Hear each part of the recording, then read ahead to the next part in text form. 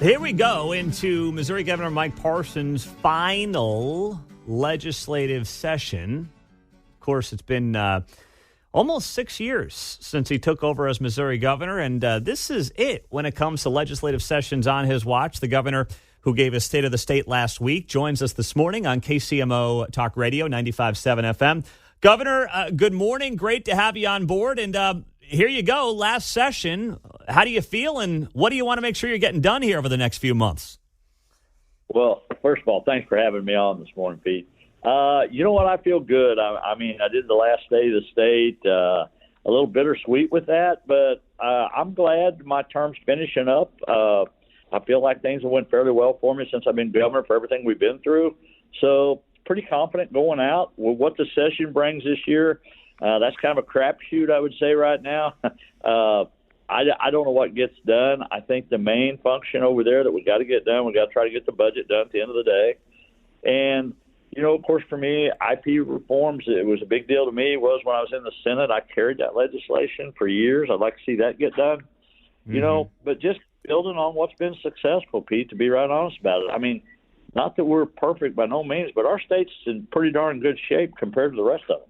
Well, you kind of alluded to it there. What gets done, who knows? The infighting, obviously, is at a fever pitch in Jeff City right now. And you know, you had Senate leadership removing several state senators from their leadership spots last week. What do you make of the infighting as the leader in this state of the Republican Party? What do you make of the infighting? And is there a role for you in helping solve it?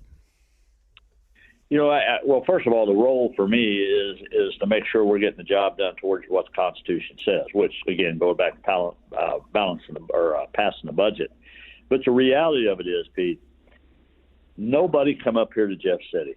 When they first come up here, they were humbled to come up here. They were respected back home, and they were supposed to be working for the people of Missouri. Yes, you have a district to do a Senate district, but you're still representing the state of Missouri. And the conduct you're seeing, what we're seeing right now, is not what people come up here to want to do, and it's not what the public expect us to do. We're supposed to be up there helping everyday people, and what's going on right now is just affecting everyday people's lives that are not in tune with all this. And it's just it's an embarrassment right now, the function of government in that body of the party or of that branch of government. Who is responsible for that embarrassment in your eyes? You know, you can pass the blame around probably a lot of different ways, but one thing, the Senate is supposed to be a deliberate body that figures out solutions. And right now, for whatever reason, there is no solutions, or it doesn't seem to be. I'm not saying there won't be. They maybe figure out a way to get through all this. But you're getting everyday people in the crosshairs of what's going on over there, just like some of the appointments that I'm doing. They're kind of suggesting, well, we're going to hold up the governor's appointments like that's a big leverage point. Yes, I'm the one appointing them, but the legislative branch is the one that set that system up for me to do that. So I'm doing what they asked me to do.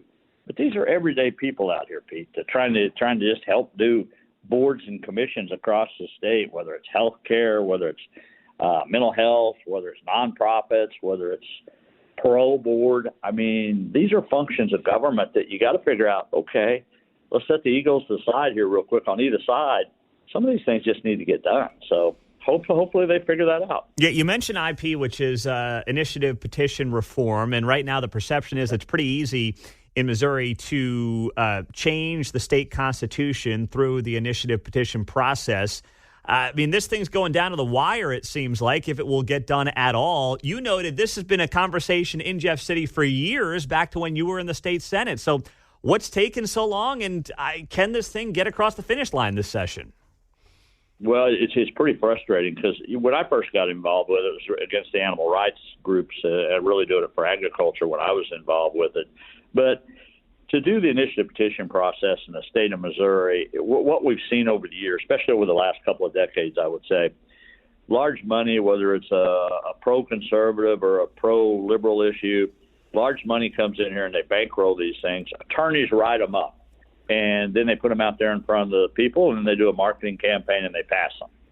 So the history of that was the last probably real initiative petition that ever took place would have probably been the Hancock Amendment years ago, where it was trying to rein in government and saying you couldn't do things.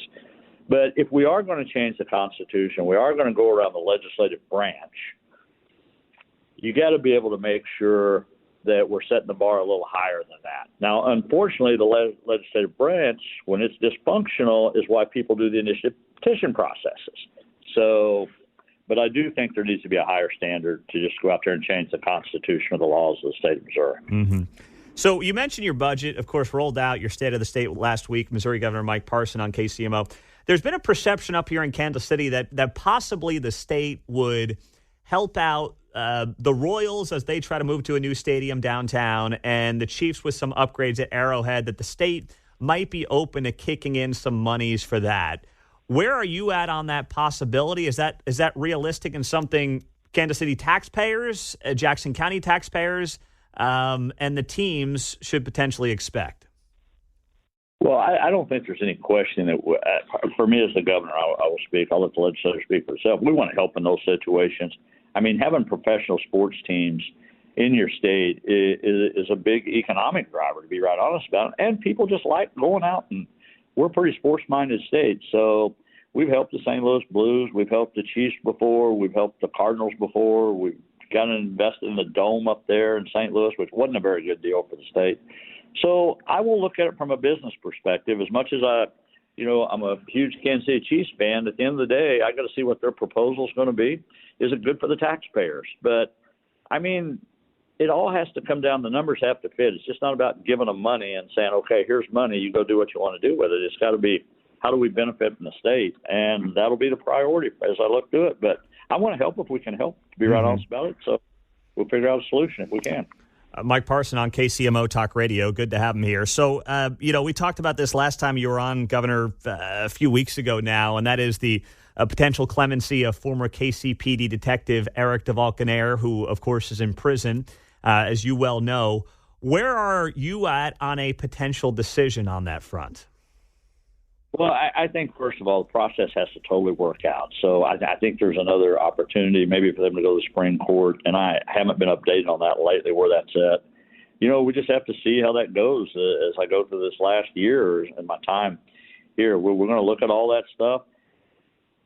It's probably one of the most toughest ones that I've probably had on my desk, to be right honest about it, on multiple fronts for me. But, at the end of the day, I got to make sure the process works out. And then we go from there to see what we do between now and the end of my term.